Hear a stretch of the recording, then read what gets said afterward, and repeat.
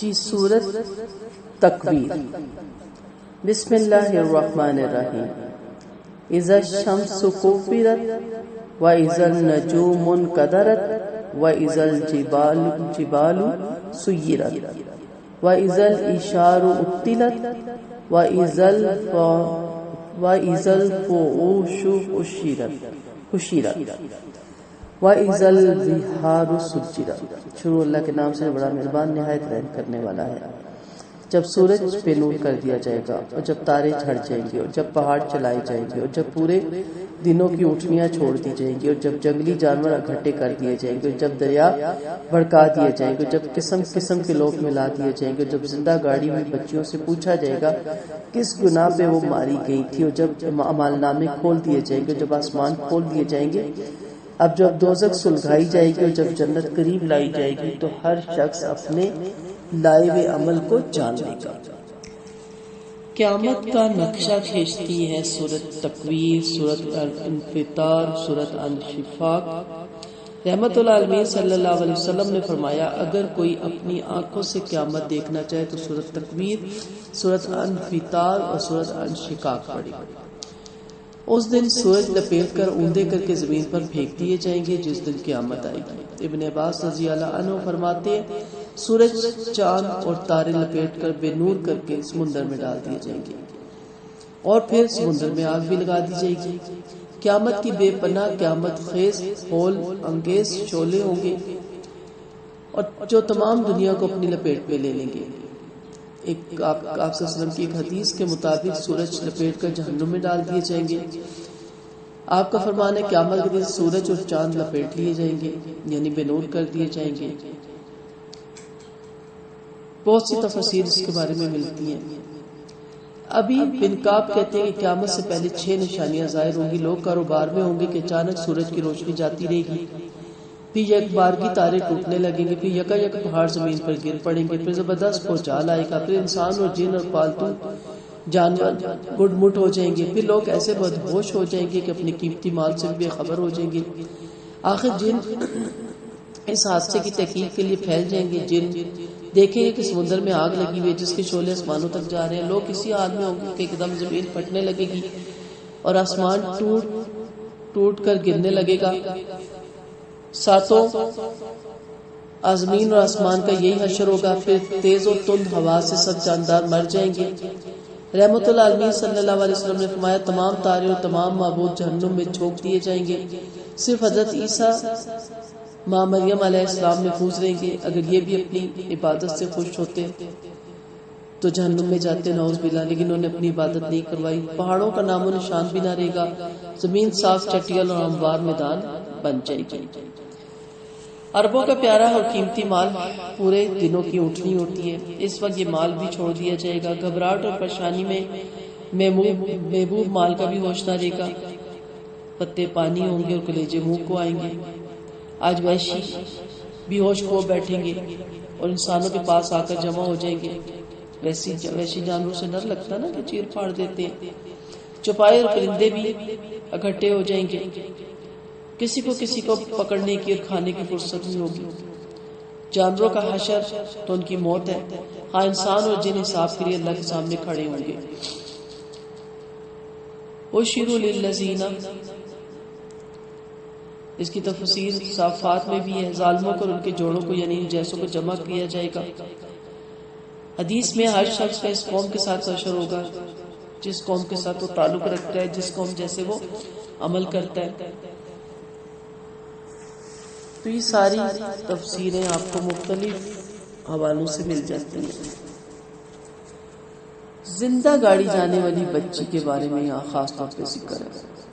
قیس بن عاصم پوچھتے ہیں میں نے جہالت میں بچے کو زندہ گاڑا، کیا کروں؟ فرمایا ہر بچی کے بدلے غلام آزاد کر۔ بولے میرے پاس غلام نہیں، فرمایا تو ہر ایک کے بدلے ایک اونٹ کی قربانی کر۔ ایک روایت میں نے 8 اور ایک روایت میں نے 13 بچیاں زندہ گاڑی۔ فرمایا ان کی تعداد کے مطابق غلام ادا کر۔ چنانچہ انہوں نے حسب تعداد غلام آزاد کیے۔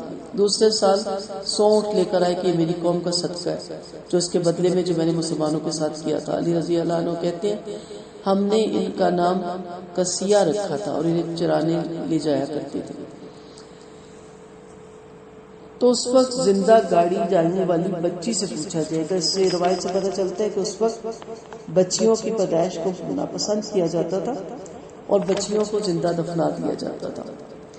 دفنانے والے سے نہیں پوچھا جائے گا، دفنائی جانے والی سے. اتنا غضبناک ہوگا اللہ اور اتنا یہ دکھ اور ناپسندیدہ فعل ہے کہ اس سے پوچھا جائے گا کہ بتاؤ تمہارا کیا قصور تھا؟ تمہیں تو اللہ نے پیدا کیا نا، اللہ نے تمہیں بنایا تھا، پھر کیوں تمہیں لوگوں نے پسند نہیں کیا اور کیوں تمہیں تمہارے ہی اپنے والدین نے اپنے ہاتھوں سے گاڑ دیا؟ آج تک یہی دور چلا آ رہا ہے. شکل مختلف ہو گئی ہے. بیٹوں کو بیٹیوں پہ ترجیح دینا، جائیداد کا وارث صرف بیٹوں کو سمجھنا، تعلیم میں بھی فرق رکھنا.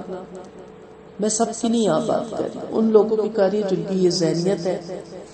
اور ابھی بھی بیٹے کی خوشخبری گلے لگا لگا کے دینا اور بیٹی کی دفعہ پریشان ہو جانا. کہ آج بھی ہم دور جہالت جیسے نہیں؟ انہیں تو ہم زندہ دفنا دیتے تھے، انہیں تو ہم جلا جلا کے مارتے ہیں، ستا ستا کے مارتے ہیں، رلا رلا کے مارتے ہیں، اذیت دے دے کے مارتے ہیں، پریشر میں رکھ رکھ کے مارتے ہیں، دباؤ میں رکھ رکھ کے مارتے ہیں. ان کی زندگیوں کے فیصلے ہمارے ہاتھ میں ہوتے ہیں، ہم اچھے کریں یا برے ہوں. ان کو نبھا کرنے کے لیے کہتے ہیں چاہے ان کو کتنی اذیت اور یوں اپنے سسرال میں اپنے شوہر کے ہاتھوں. اس کے علاوہ بھی بہت سے طریقے اپنی بیٹیوں کو، عورتوں کو اذیت دینے کے. اس کا سب کا حساب دینا ہوگا. پھر اعمال نامے بانٹے جائیں گے، کسی کو سیدھے ہاتھ میں سامنے سے اور کسی کو الٹے ہاتھ میں پیچھے سے. اے انسان آج تو جو لکھوا رہا ہے یہ لپیٹ لیا جائے گا، پھر یہی کھول کر کل تیرے ہاتھ میں دے دیا جائے گا. لہٰذا آج ہی سوچ سمجھ کے لکھوا. یعنی کل ایسا نہیں ہے کہ الگ سے کچھ لکھا جائے گا، آپ کی اپنی تحریر آپ کے ہاتھ میں ہوگی. فلا اقسم بالخنس الجوار الخنس واللیل اذا عسعس والصبح اذا تنفس انه لقول رسول کریم ذی قوت عند ذی العرش مکین مطاع ثم امین وما صاحبکم بمجنون. پیچھے ہٹنے والے تاروں کی قسم جو چلتے رہتے پھر چھپ جاتے ہیں، اور رات کی قسم جو جانے لگے اور صبح کی قسم جو وہ آنے لگے. واقعی یہ قرآن ایک عزت والے فرشتے کا لایا ہوا ہے جو بڑا ہی طاقتور ہے اور عرش والے کے نزدیک معزز ہے. اس کا وہاں کام آنا چاہتا ہے اور امین بھی ہے، اور تمہارا ساتھی مجنون نہیں ہے. آپ نے اسے آسمان کے کھلے کنارے پر دیکھا. آپ غیب کے بتانے میں بخیل نہیں ہیں، اور یہ قرآن شیطان مردود کا کلام نہیں ہے. پھر تم کدھر جا رہے ہو؟ یہ تو دنیا کے لیے نصیحت نام ہے، خصوصاً اس کے لیے جب تم نے سیدھی راہ پہ چلنا چاہتے اور تم بلا پروردگار کے چاہے کچھ بھی نہیں چاہ سکتے. ستاروں کی قسم کھائے گی جو دن میں ڈوب جاتے ہیں، رات کو نکل آتے ہیں، اور یہ دن رات ہم مشاہدہ کرتے ہیں، ہماری آنکھوں کے سامنے. قرآن کے بارے میں بتایا گیا کہ یہ قرآن ایک بزرگ اور شریف اور خوبصورت فرشتہ لاتا ہے، یعنی جبرائیل علیہ السلام، جو طاقتور ہے اور امین بھی ہے. ان کے بارے میں بہت سی ہمیں روایت ملتی ہے. یہ پیدائشی طاقتور اور مالک عرش کے نزدیک بلند مقام اور عزت دار ہے. اللہ نے ان کو اعزاز دے رکھا ہے. آپ کو نور کے 70 پردوں تک کی جانے کی اجازت ہے، یعنی آسمان میں آپ کی بات مانی جاتی ہے. فرشتے آپ کے تابع ہیں اور آپ ان کے سردار ہیں. اللہ نے آپ کو چن لیا اپنا پیغام نبیوں تک پہنچانے کے لیے. ان کی قسم کھا کے کہا گیا کہ نبی کریم صلی اللہ علیہ وسلم دیوانے نہیں ہیں، کیونکہ لوگ آپ کو دیوانہ کہتے تھے. تو کا دیوانے میں دیوانوں کو آپ اچھی طرح جانتے ہیں کہ دیوانی کیسے ہوتے ہیں. اور یہ قرآن شیطان لکھ ہی نہیں سکتا، نہ اس پہ شیطان قابو پا سکتا ہے، نہ اس کے مطلب کی چیز ہے، نہ وہ اس کے لائق ہے. شیطان تو آپ کو آخرت کی راہ نہیں سجاتا، شیطان آپ کو ہدایت کی رہنمائی نہیں کرتا. قرآن شیطان آپ کو نیکی کی طرف نہیں لاتا، شیطان تو بالکل اپوزٹ چلتا ہے. تو شیطان قرآن لکھے گا نعوذ باللہ اور لکھ کے آپ کو اچھائی کی تبلیغ کرے گا، تو پھر وہ رودہ درگاہی کیوں ہوتا؟ بنو حنیفہ کا ایک واقعہ ہے کہ جب تم پر قرآن کی صداقت ظاہر ہو چکی تو پھر اسے کیوں جھٹلاتے، کیوں عقلیں ماری گئی؟ جب بنو حنیفہ کے کچھ آدمی صدیق اکبر کے پاس مسلمانوں پر حاضر ہوئے تو آپ نے حکم دیا کہ مسلمان جو کہ مدعی نبوت ہے، تم اسے آج تک نبی مانتے رہے ہو، گھڑا و کلام تو سناؤ. سنایا تو انتہائی فضول تھا. فرمایا تمہاری عقلیں کہاں تھی؟ تم نے ذرا بھی نہ سوچا اس فضول کلام سے کیا نسبت کہاں قرآن اور کہاں اللہ کا کلام اور کہاں اس کی فضولیات؟ تم اللہ کی کتاب اور اس کی فرمانبرداری سے کیوں بھاگے ہوئے؟ قرآن دنیا کے لیے نصیحت نامہ ہے، یعنی یہ تو دنیا کے لیے نصیحت نامہ ہے، یہی نجات اور ہدایت کا ذریعہ، اسی پہ عمل کر کے آخرت بناؤ۔ جو بھی سیدھی راہ کا متلاشی ہے قرآن انہیں سیدھی راہ بتائے گا، اور ہر طالب علم کو، طالب ہدایت کو اس کے احکام پر عمل کرنا پڑے گا۔ یہ سن کر ابو جہل بولا پھر تو ہدایت اور ضلالت ہمارے اختیار میں۔ اس کا جواب پھر اگلی آیتوں میں اللہ نے دیا، یعنی تمہاری یہ خواہش ہے کہ ہدایت اور ضلالت ہمارے اختیار میں پوری ہونے والی نہیں، سب کچھ اللہ کے قبضے میں، وہ دنیا کا رب ہے جو چاہے کر سکتا ہے۔ سورۃ الانفطار۔ ایک دفعہ معاذ رضی اللہ عنہ عشاء کی نماز پڑھائی انہوں نے، قرات لمبی کر دی۔ رحمت اللہ علیہ صلی اللہ علیہ وسلم نے فرمایا معاذ کیا یہ صورت اعلیٰ زوار اور الانفطار نہ تھی؟ یعنی یہ پڑھ لیتے۔ اور حدیث میں کہ جس میں کہ جو شخص قیامت کا مشاہدہ کرنا چاہے وہ تکویر، الانفطار اور الانشقاق پڑھ لے، پورا قیامت کا نقشہ کھینچا جاتا ہے۔ بسم اللہ الرحمن الرحیم۔ اذا السماء انفطرت واذا الكواكب منتثرت واذا البحار فجرت واذا القبور بعثرت علمت نفس ما قدمت واخرت یا ایھا الانسان ما غرک بربک الکریم۔ شروع اللہ کے نام سے بڑا مہربان نہایت رحم کرنے والا ہے۔ جب آسمان پھٹ جائے گا، جب تارے جھڑ جائیں گے، جب دریا بہہ پڑیں گے، جب قبریں اکھاڑ دی جائیں گی، اس وقت ہر شخص اپنے اگلے اور پچھلے عمل جان جائے گا۔ اے انسان تجھے اپنے رب کریم کے بارے میں کس چیز نے بہکایا جس نے تجھے پیدا کیا، تیرے اعضاء ٹھیک کیے، تجھے معتدل بنایا اور جس صورت میں چاہا تجھے ڈھال دیا؟ ہرگز نہیں، بلکہ تو جزا کے دن کو جھٹلاتا ہے۔ حالانکہ تم پر یاد رکھنے والے، لکھنے والے اور بزرگ فرشتے تعینات کیے گئے ہیں، جو کچھ تم کرتے ہو وہ جانتے ہیں۔ انسان کی حقیقت یہاں بتائی گئی کہ انسان کیا ہے۔ یہ جبار اور قہار کی تنبیہ ہے کہ انسان تو کس چیز پر پھول کر اللہ کو بھول گیا۔ قیامت کے دن اللہ فرمائے گا انسان تجھے کس چیز نے مغرور بنایا، تو نے میرے نبیوں کی کیا بات مانی؟ جب عمر رضی اللہ عنہ نے اس آیت کو پڑھا تو فرمایا جہالت نے انسان کو مغرور کر دیا۔ اللہ نے شیطان سے بھی پوچھا تھا کیا چیز رکاوٹ بنی تجھے سجدہ کرنے میں، تو اس نے کہا تھا انا خیر منہ، میں آدم سے بہت بہتر ہوں۔ انسان سے بھی اللہ پوچھے گا ما غرک بربک الکریم، میں انسان تجھے میرے بارے میں کس چیز نے دھوکے میں ڈال رکھا تھا؟ کیا جواب دیں گے؟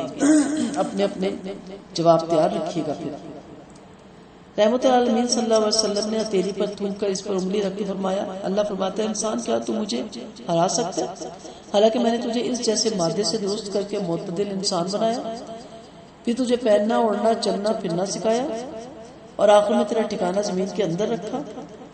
تو نے خوب دولت جمع کی اور میری راہ میں خرچ نہیں کی، یہاں تک کہ جب تیرا دم حلق میں آ گیا تو صدقہ کرنا چاہتا تھا، بلا اب صدقہ کرنے کا کیا فائدہ؟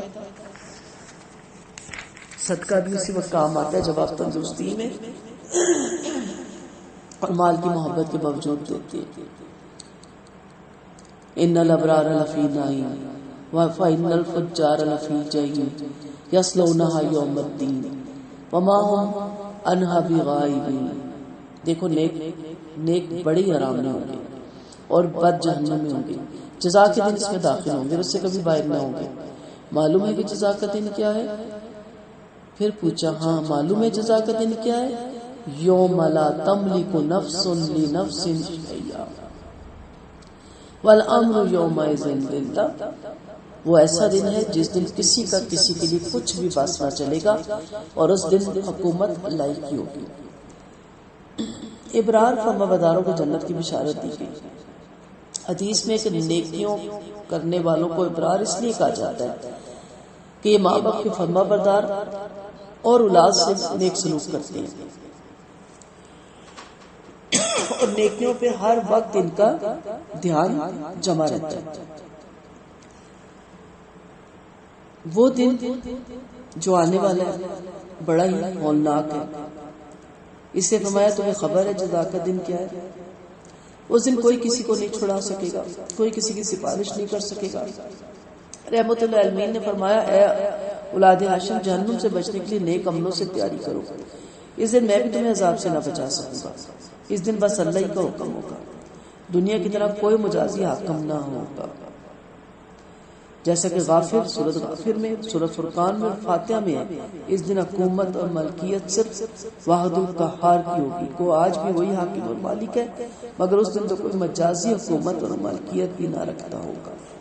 مالک یوم الدین. سورۃ مطففین. بسم اللہ الرحمن الرحیم. ویل للمطففین الذین اذا اکتالوا علی الناس یستوفون. شروع اللہ کے نام سے بڑا مہربان نہایت رحم کرنے والا ہے. ناپ تول میں کمی کرنے والوں کے لیے بڑی خرابی ہے کہ جب لوگوں سے ناپ کر لیتے ہیں تو پورا لیتے ہیں، اور جب انہیں ناپ تول کر دیتے ہیں تو کم دیتے ہیں. کیا انہیں یقین ہے کہ وہ ایک بڑے دن کے لیے زندہ کر کے اٹھائے جائیں گے؟ کیا انہیں یقین نہیں ہے کہ وہ ایک دن بڑے دن کے لیے زندہ کر کے اٹھائے جائیں گے، جس دن تمام لوگ رب العالمین کے سامنے کھڑے ہوں گے؟ یہاں پہ ناپ تول کمی کرنے والوں کے لیے ہلاکت کی خبر دی گئی. آپ صلی اللہ علیہ وسلم جب مدینہ تشریف لائے تو مدینہ والے ناپ تول میں بڑی گڑبڑ کیا کرتے تھے. اس آیت کے بعد انہوں نے ناپ تول اپنا ٹھیک ٹھیک کر لیا. یہ ناپ تول آپ کا خرید و فروخت میں بھی ہوتا ہے، لیکن اسی کو سامنے رکھتے ہوئے علماء کہتے ہیں کہ جب آپ اپنے حق لیتے ہو تو پورا پورا لیتے ہو، جب فرائض کی ادائیگی کا وقت آتا ہے تو اس پر پھر ڈنڈی مارنے لگ جاتے ہو. ہم سب کا یہی حال ہے، ہر وقت اپنے حقوق کا رونا روتے رہتے ہیں. میرا حق مجھے نہیں ملا، میرا حق مجھے کسی نے نہیں دیا، میرا حق مجھے چاہیے. بینر لے کے ہمیں سڑکوں پہ کھڑا کرا دیتے ہیں، لیکن جب فرائض کی ادائیگی کا وقت آتا ہے تو ہم ڈنڈی مارتے ہیں. ہم جان بھی ہوتے ہیں کہ ہمارا فرض کتنا ہے، والدین کے بارے میں، شوہروں کے بارے میں، بیویوں کے بارے میں، بچوں کے بارے میں، پڑوسیوں کے بارے میں، مریضوں کے بارے میں، اسیروں، غریبوں، یتیموں، سب کے بارے میں، لیکن وہاں ہم آرام سے پرسکون اس طرح کی قبروں میں سوئے رہتے ہیں. تو فرض ادا کرنے میں ہم ڈنڈی مارتے ہیں اور حق ادا لینے میں ہم پورے تیار ہوتے ہیں. تو اس ساری اس کے زمرے میں آ جاتے ہیں. تو اس دن سے پہلے کہ اللہ کو جواب دیا جائے اور حقوق العباد کا پورا پورا سوال جواب ہوں گے، اور سب سے پہلے جو معاملہ وہاں ہوگا حقوق العباد میں، وہ پڑوسی کا ہی ہوگا. پڑوسی کہے گا کہ اللہ یہ کھا پی کے سو جاتا تھا اور میں گھر میں بھوکا رہتا تھا اور یہ میری پرواہ بھی نہیں کرتا تھا. تو دھیان رکھیں اس دن سے پہلے کہ اللہ کا حکم آ جائے. کلا ان کتاب الفجار لفی سجین وما ادراک ما سجین کتاب مرقوم ویل یومئذ للمکذبین الذین یکذبون بیوم الدین. واقعی بروں کے اعمال نامے سجین میں ہوں گے. جانتے ہو سجین کیا؟ وہ ایک نشان والے دفتر کی جگہ ہے. اس دن جھٹلانے والوں کی بڑی درگت بنے گی، جو جزا کا دن جھٹلایا کرتے تھے. اسے وہی جھٹلاتا ہے جو حد سے گزر جانے والا مجرم ہو. جب اسے ہماری آیتیں پڑھ کر سنائی جاتی تو کہتا ہی تو اگلوں کے افسانے ہیں. ہرگز نہیں، بلکہ ان کے عملوں کی وجہ سے ان کے دلوں پہ زنگ چڑھ گیا. ہرگز نہیں، یہ اس دن اللہ کے دیدار سے روک دیے جائیں گے، پھر جہنم میں جائیں گے، پھر کہا جائے گا یہی ہے وہ جسے تم جھٹلایا کرتے تھے. سجین بروں کا ٹھکانہ ہے، یعنی عالم برزخ میں ان کی روحیں سجین میں ہوگی، جو ساتوں زمین کے نیچے سے نیچے ایک تنگ اور تاریخ قید خانے میں قیامت تک رہیں گی، اور اس جگہ ان کے اعمال نامے بھی رکھ دیے جائیں گے. یعنی سجین ایک ہولناک اور دائمی قید خانہ ہے جہاں مجرم دردناک عذابوں میں مبتلا رہتے ہیں. سو ہمارا عقیدہ ہے کہ روحیں جب دنیا سے چلی جاتی ہیں تو پھر وہ کبھی بھی دنیا میں واپس نہیں آتی، کیونکہ سجین سے ان کو یہ کام موقع نہیں دیا جاتا کہ وہ جائیں اور جا کے لوگوں سے مل کے آئیں، یا ان کے لیے جو آپ ختم درود دلاتے ہیں وہ وہاں پہ حاضری دے کے آئے. جو سجین میں چلا گیا پھر وہ وہاں سے کبھی بھی واپس نہیں آتا. کلا ان کتاب الابرار لفی علیین وما ادراک ما علیون کتاب مرقوم یشہدہ المقربون. ہرگز ایسا نہیں، نیکوں کے لیے مال نامے علیین میں رہیں گے. معلوم ہے علیین کیا؟ وہ ایک نشان والا دفتر کی جگہ ہے جسے مقرب فرشتے دیکھتے ہیں. واقعی نیک بڑی راحت میں ہوں گے، مسیریوں پر دیکھ رہے ہوں گے. تم ان کے چہروں سے راحت کی تازگی پہچان جاؤ گے. انہیں سربم مور خالص شراب پلائی جائے گی جس پر مشک کی مہر ہوگی. رغبت کرنے والوں کو ایسی چیز کے لیے رغبت کرنی چاہیے. اس کی آمیزش تسنیم سے ہوگی جو ایک چشمہ ہے جس کا پانی مقرب لوگ پیئیں گے. علیشین کیا ہے؟ علیشین سجین کے مقابل ہے، یہ نیکوں کے آرام کا ہے۔ ابن عباس رضی اللہ عنہ سے کعب رضی اللہ عنہ سے پوچھتے سجین کیا ہے؟ فرمایا سجین ساتوں زمین ہے جہاں کافروں کی روحیں رہتی ہیں، اور علیین ساتواں آسمان ہے جہاں ایمان والوں کی روحیں رہتی ہیں۔ ابن عباس فرماتے ہیں علیین سے مراد جنت بھی ہے، یعنی وہ ایک بڑی اہم جگہ ہے، اور مزید اس کی خوبیاں بیان کی گئی۔ صالحین علیین میں ان کے اعمال نامے درج کیے جاتے ہیں، جس کے پاس مقرب فرشتے ہر وقت رہتے ہیں۔ خوش نصیب قیامت دن عیش اور آرام اور ہمیشگی والی نعمتوں میں اور پربہار باغوں میں ہوں گے، اور ان پر اللہ کا بڑا فضل اور کرم ہے۔ یشہدہ المقربون، فرشتے ہر وقت موجود رہتے ہیں، گواہ رہتے ہیں۔ اس کے بارے میں علماء لکھتے ہیں کہ علیین والے اب اپنے پیچھے جب چھوڑ جاتے ہیں نیکیاں، صدقہ جاریہ کے کام، تو ان کی بڑھوتری ہوتی رہتی ہے۔ تو یہ ان کے جو ہیں فرشتے اس کی کاؤنٹنگ دیکھتے رہتے ہیں اور بڑھاتے چلے جاتے ہیں، اور انسان جب قبر سے اٹھے گا تو اس کے درجات بہت بڑھ چکے ہوں گے، کیونکہ اس کے پیچھے جو صدقہ جاریہ کے کام ہے وہ اس کے کھاتے میں ڈالے جا چکے ہوں گے۔ تو پھر اللہ تعالیٰ فرماتے ہیں وَفِي ذَلِكَ فَلْيَتَنَفَّسِ الْمُتَنَافِسُونَ، نفس کو چاہیے اس چیز کے لیے ایک دوسرے پہ رغبت کرے، مقابلہ کرنا ہے نا، تو اس چیز میں مقابلہ کریں کہ میں جنت کے اعلیٰ درجے پہ پہنچوں، جنت فردوس کا اعلیٰ درجہ مجھے ملے، اور یہ ساری نعمتوں کا میں حقدار ٹھہرائی جاؤں، یہ ساری نعمتیں مجھے ملیں، اس میں مقابلہ کریں، اس میں آگے بڑھیں۔ کوئی عبادت کرتا ہے آپ کے میں اس سے زیادہ کروں، کوئی صدقہ کرتا ہے آپ کے میں اس سے زیادہ کروں، کوئی رحم کرتا ہے آپ کے میں اس سے زیادہ رحم کروں، کوئی نیکیاں کرتا ہے آپ کے میں اس سے زیادہ نیکیاں کروں، کوئی معاف کرتا ہے تو آپ کے میں اس سے زیادہ معاف کروں۔ اس میں مقابلہ کریں نا، نہ کہ چوڑیوں میں، گھر میں، بنگلے میں، کاروں میں، زیورات میں، مقابلے میں، اس کے بچے کتنے نمبر، اپنے بچوں کو ڈانٹو آپ کے کیوں نہیں آ رہے۔ ان چیزوں سے دور رہیں، ہر ایک کا اپنا نصیب ہے، اس کو مل کے رہے گا۔ ان چیزوں میں مقابلہ کریں۔ ہم صحابہ کرام ان چیزوں میں مقابلہ کرتے ہیں۔ حضرت ابوبکر صدیق صدقہ کرتے ہیں، حضرت عمر کہتے ہیں آج میں ابوبکر صدیق کو ہراؤں گا۔ آدھے گھر کا سامان لے کے وہاں پہنچتے ہیں تو پتہ چلتا ہے ابوبکر صدیق پورے گھر کا سامان لے کے پہلے ہی بیٹھے ہیں۔ تو کہا میں ابوبکر کو کبھی نیکیوں میں نہیں ہرا سکوں گا۔ اس چیز کا مقابلہ کرنا چاہیے۔ صحابہ کرام اس چیز میں دوڑا کرتے تھے، سبقت لے جاتے تھے۔ اللہ تعالیٰ ہمیں بھی ان چیزوں میں سبقت لے جانے کی توفیق دے۔ یہ مجرم دنیا میں مسلمانوں کی ہنسی اڑایا کرتے تھے، جب ان کے پاس سے گزرتے تو آپس میں اشارہ کرتے تھے، اور جب اپنے گھر جاتے تو دل لگی کرتے ہوئے جاتے تھے، اور جب انہیں دیکھتے تو کہتے بلا شبہ ہی گمراہ ہے۔ مجرم مومنوں پر محافظ بنا کر تو نہیں بھیجے کہ لہٰذا آج مومن ان مجرموں پہ ہنسیں گے اور تختوں پہ بیٹھے دیکھ رہے ہوں گے کہ واقعی مجرموں نے اپنے کرتوتوں کا خوب بدلہ پا لیا۔ ان کافروں کی دنیا میں تو خوب بنائی تھی، مومنوں سے دل لگی کیا کرتے تھے، حقارت کی نگاہ سے دیکھتے تھے، باتیں بھی بناتے تھے کہ اچھا کب تمہیں وہ نعمتیں ملے گی جس کے آس پہ تم اللہ کی راہ پہ چل رہے ہو۔ شکر گزاروں کی شکر کا مذاق اڑاتے تھے، مسلمانوں کو اذیت دیتے تھے، کیونکہ مسلمان ان کے دین پر نیا تھے، اس لیے انہیں گمراہ بھی کیا کرتے تھے، اور ہر وقت ان کو ستانے کا کوئی نہ کوئی پلان ڈھونڈتے رہتے تھے۔ تو یہاں اللہ تعالیٰ کیا کہہ رہے ہیں کہ اس وقت تو انہوں نے مذاق اڑا لیا، پھر حشر میں ان کا کیا ہوگا، پھر حشر میں ان کے ساتھ جو معاملہ ہوگا وہ اس کے لیے تیار ہو جائے گا۔ آج قیامت کے دن مومن ان بدکاروں پر ہنسیں گے، وہ آرام سے بیٹھے ہوں گے، دیدار باری سے لطف اندوز ہو رہے ہوں گے۔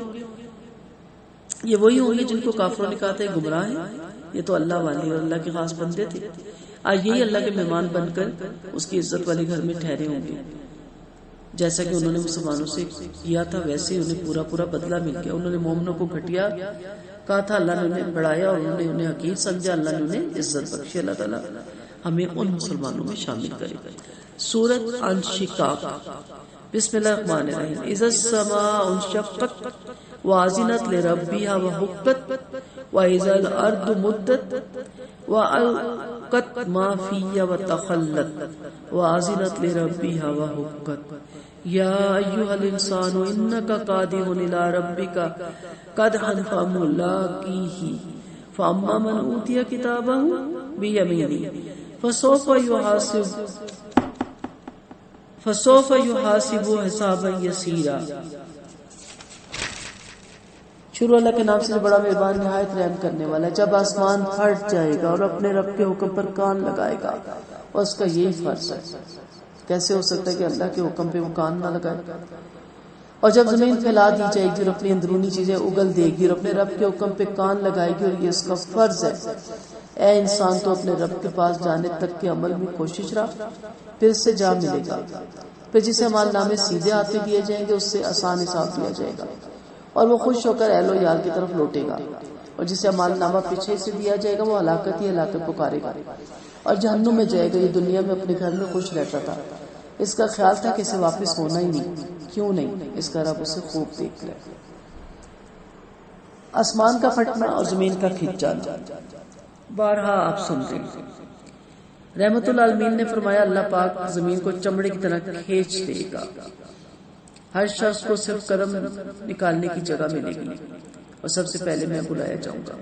جبرائیل اللہ کے دائیں جانب ہوں گے، اللہ کی قسم اس سے پہلے انہوں نے اللہ کو نہیں دیکھا تھا۔ اے جبرائیل، تم مجھ سے کہا کرتا تھا کہ مجھے اللہ نے لوگوں کے پاس بھیجا ہے، شاد ہوگا۔ میں کہوں گا اے اللہ، جبرائیل نے مجھ سے کہا تھا مجھے اللہ نے لوگوں کے پاس بھیجا ہے، شاد ہوگا۔ جبرائیل سچے ہیں، پھر میں سفارش کی اجازت مانگوں گا، اور اجازت ملنے پر کہوں گا اے اللہ، تیرے بندوں نے زمین کے گوشے گوشے میں تیری عبادت کی، یہی مقام معبود ہے۔ قیامت کے دن زمین اپنے تمام مردے اگل دے گی اور خالی ہو جائے گی، یہ بھی اللہ کے حکم پر کان لگائے ہوئے، اور اسے بھی یہی لائق ہے۔ اب یہاں کیا کہا جا رہا ہے کہ اے انسان تو تھک کر قادر تھک جانا، کھپ جانا، اپنے رب کی طرف جا رہا ہے اور اپنے رب سے ملاقات کرے گا۔ دونوں صورتوں میں اگر آپ دنیا کے لیے کھپ رہے ہیں، صبح سے شام ایک کر رہے ہیں، دنیا بنانے، اس کو سنبھالنے، اس کو سنوارنے، اس کو سجانے، اس میں دل لگانے میں، آخر جا کے ملاقات تو رب سے ہوگی۔ اور اگر آپ آخرت کے لیے کھپ رہے ہیں، آخرت کو بنانے، آخرت کو سنبھالنے اور آخرت کو سجانے، اور دن رات آپ کا یہی کام ہے، تو ملاقات تو رب سے ہی ہوگی۔ دونوں کی ملاقات میں فرق بہت ہوگا، اور ملاقات کے بعد دونوں کے انعام میں بھی بہت فرق ہوگا۔ تو کہا انسان تو دنیا میں برابر کوشش اور محنت سے عمل کرتا رہے گا، یہاں تک کہ ایک دن موت آ جائے گی، رب سے ملاقات ہو جائے گی، پھر وہاں اپنا سارا کیا کرایا سامنے آ جائے گا۔ ایک دفعہ جبرائیل علیہ السلام نے نبی کریم صلی اللہ علیہ وسلم سے کہا محمد صلی اللہ علیہ وسلم، جب تک چاہو جی لو، آخر موت ہے، جس سے چاہو دل لگا لو، آخر جدائی ہے، جو چاہو کر لو، ایک دن بدلہ ملنے والا ہے۔ تو تھکنا تو ہے، ایسا تو نہیں ہے کہ آپ کو زندگی میں کام کے لیے تھکنا نہیں، اس کے لیے ہم تھکنے کھپنے کے لیے تیار ہیں، اور آخرت کے لیے ہم چاہتے ہیں کہ ہمیں کچھ کرنا نہ پڑے، تو ناممکن۔ تو آسان حساب کے لیے تو پھر دنیا میں معاملات اچھے کرنے ہیں نا۔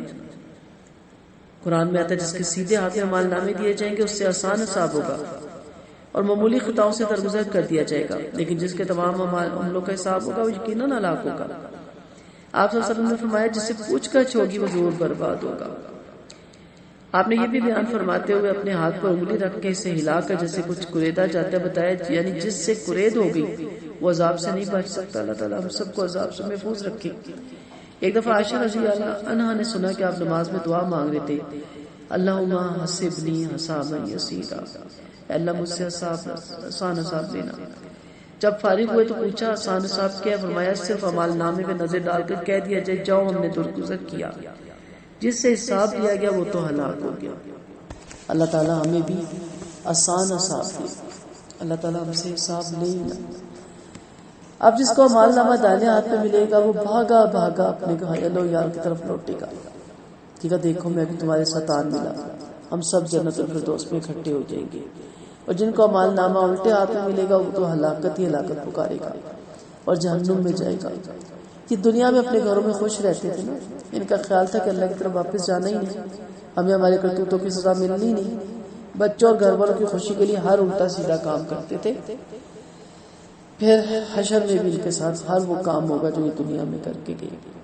فلا اقسم بالشفق واللیل وما وسق والقمر اذ اتسق، شفق کی اور رات کی، ان کی جنہیں رات جمع کرتی اور پورے چاند کی قسم، تم یقیناً ایک حالت سے دوسری حالت میں پہنچو گے۔ یعنی کیا ہو گیا کہ ایمان نہیں لاتے، اور جب ان کے سامنے قرآن پڑھا جاتا تو سجدہ نہیں کرتے، بلکہ یہ کافر اسے جھوٹا سمجھتے ہیں، اور اللہ کو خوب معلوم ہے جو کچھ دلوں میں جمع کیے ہوئے، آپ انہیں ایک دکھ بھرے عذاب کی خوشخبری سنا دیجیے، ہاں ایمان والوں اور نیک عمل والوں کے لیے ہی نہ ختم ہونے والا بدلہ ہے.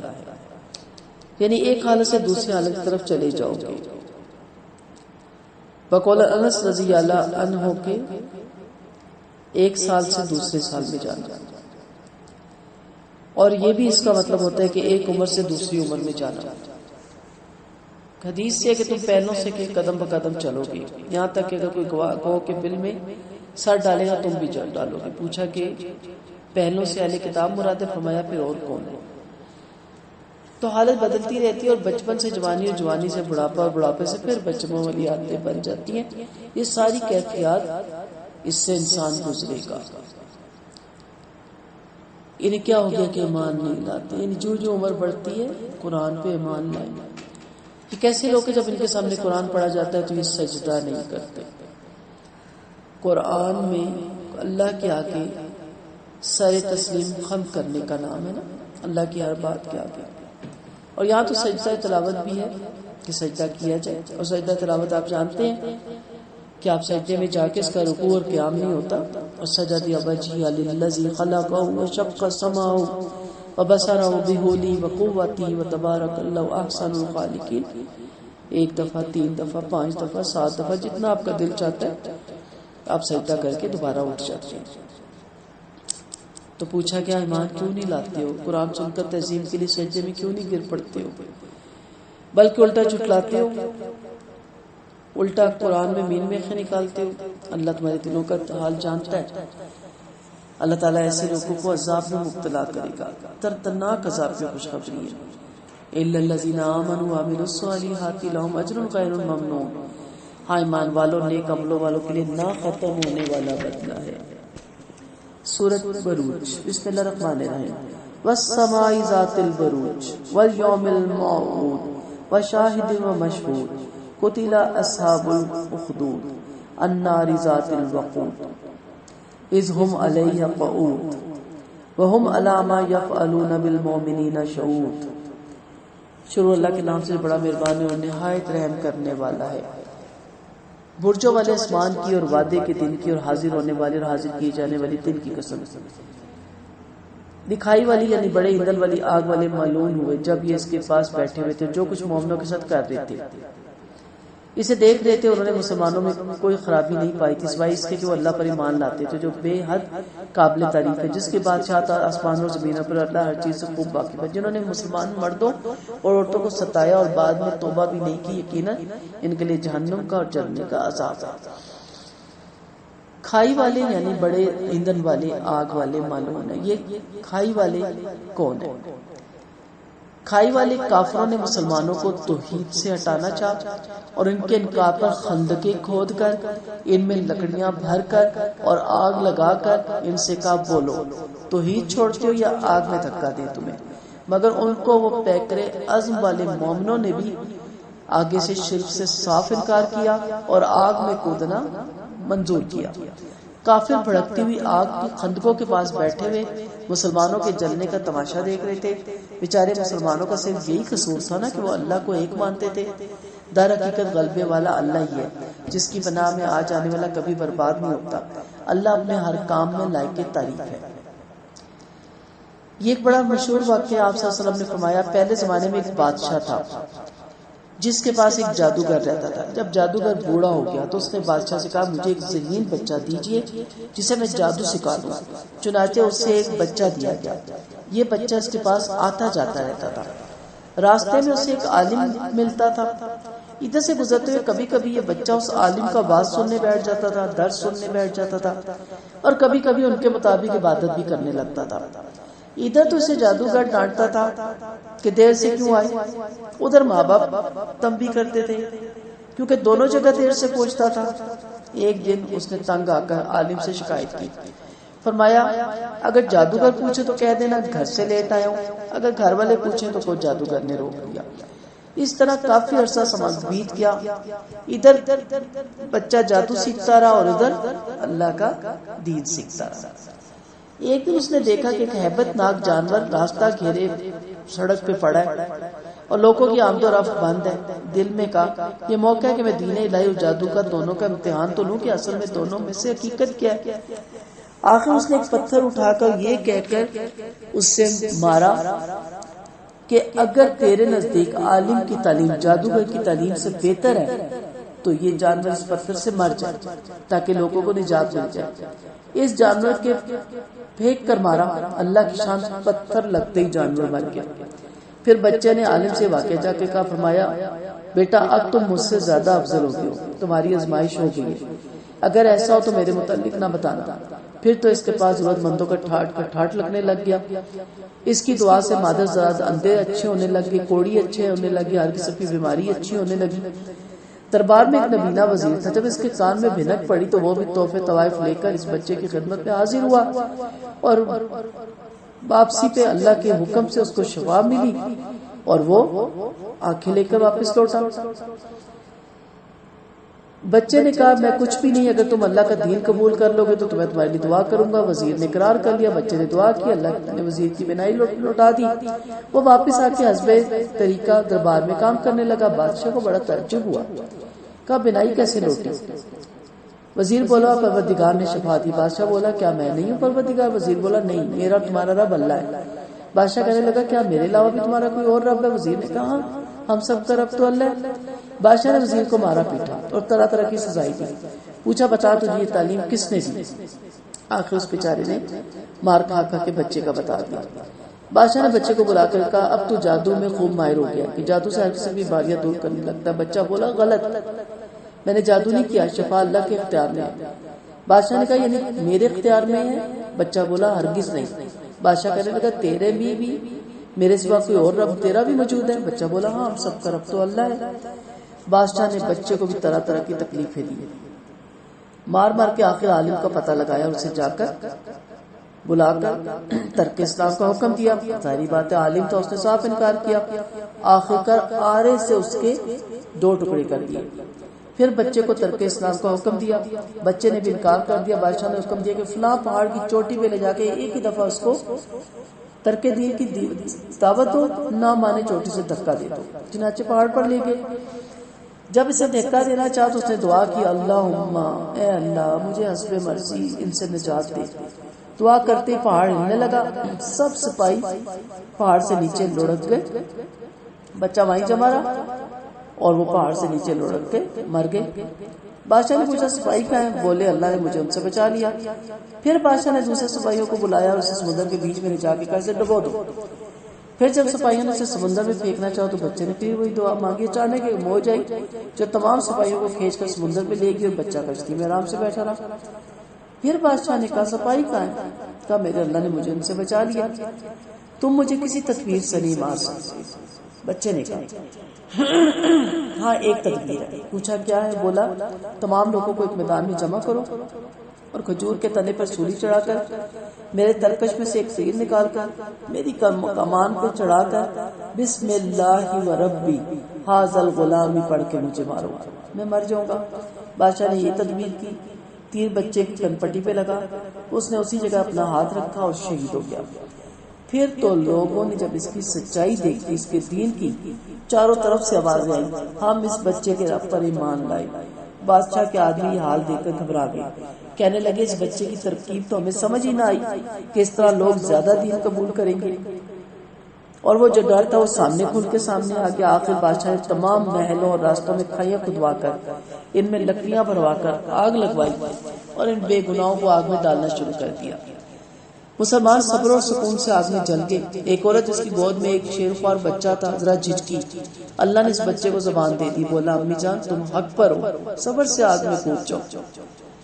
صہیب رضی اللہ عنہ کہتے ہیں آپ صلی اللہ علیہ وسلم عصر کی نماز کے بعد اونٹوں ہی اونٹوں میں کچھ فرمایا کرتے تھے۔ پوچھا آپ کیا فرماتے؟ فرمایا ایک نبی تھا، انہیں اپنی امت پر فخر تھا، ایک دن سوچنے لگے کہ ان کی دیکھ بھال کون کرے گا، اللہ نے وہی بھیجی کہ یہ تو میرے عذاب، یا تو میرا عذاب پسند کرو یا تم پر دشمن مسلط کر دیا جائے۔ انہوں نے عذاب پسند کر لیا، آخر ایک دن میں 70,000 مر گئے۔ پھر صہیب رضی اللہ نے مذکورہ واقعہ بیان کیا، پھر قتل سے مجید تک آیتیں پڑھی۔ تو یہ سارے واقعہ اس کے پیچھے خندقوں والوں کا، اور یہ خندق کا واقعہ مشہور ہے کہ اہل ایمان ہمیشہ عذاب میں مبتلا کیے گئے، لیکن اس کا رزلٹ کیا نکلا؟ جنت الفردوس۔ ان الذين امنوا وعملوا الصالحات لهم جنات تجري من تحتها الانهار ذلك الفوز الكبير ان بطش ربك لشديد۔ واقعی ایمان والے نیک عمل والوں کے لیے باغ ہے جن کے نیچے نہریں جاری ہیں، بڑا بھاری کامیابی ہے۔ یقین مانیے آپ کے رب کی پکڑ بڑی سخت ہے، وہی شروع میں پیدا کرتا ہے، وہی دوسری بات پیدا کرے گا، وہی بڑی بخشنے والا، انتہائی شفیق ہے، عرش کا مالک، بڑی عزت والا، جو چاہتا ہے کر گزرتا ہے۔ کیا آپ کے پاس لشکروں کی خبر بھی آئی، یعنی فرعونیوں اور سمودیوں کی؟ بلکہ کافر جھٹلانے والے ہیں، اور اللہ بھی نے چاروں طرف گھیرے ہوئے، بلکہ یہ عظمت والا قرآن ہے جو لوہے محفوظ میں محفوظ ہے۔ مرض الموت میں ابو بکر رضی اللہ عنہ سے پوچھا گیا کسی طبیب کو لایا جائے، فرمایا طبیبی نے تو بیمار کیا ہے۔ وہ کہتا ہے انی فعال لما ارید، جن قوموں پر اللہ کا عذاب آیا کیا کسی نے ان کی مدد کی یا ان سے عذاب ہٹایا؟ اللہ کی پکڑ بڑی سخت ہے۔ ایک دفعہ آپ صلی اللہ علیہ وسلم راستے سے گزر رہے تھے، سنا کوئی عورت حل عطا کا پڑھ رہی تھی، فرمایا ہاں میرے پاس یہ خبر آ گئی، میرے پاس یہ خبر آ گئی۔ لوہے محفوظ کا بیان ہے، یعنی یہ قرآن عظمت والا ہے جو لوہے محفوظ میں محفوظ ہے۔ انس رضی اللہ عنہ فرماتے ہیں لوہے محفوظ حضرت اسرافیل کی پیشانی کے سامنے۔ عبد الرحمن فرماتے ہیں بلا اجازت حضرت اسرافیل اسے دیکھ نہیں سکتے۔ ابن عباس فرماتے ہیں لوہے محفوظ کی پیشانی پر یہ عبارت ہے اللہ کے سوا کوئی حق دار عبادت نہیں، وہ صرف ایک ہے، اس کا دین اسلام ہے، محمد صلی اللہ علیہ وسلم اس کے بندے اور اس کے رسول ہیں، جو ان پر ایمان لائے، اس کا وعدہ سچا جانے اور اس کے رسول کی تابعداری کرے، اللہ اس سے جنت دے گا۔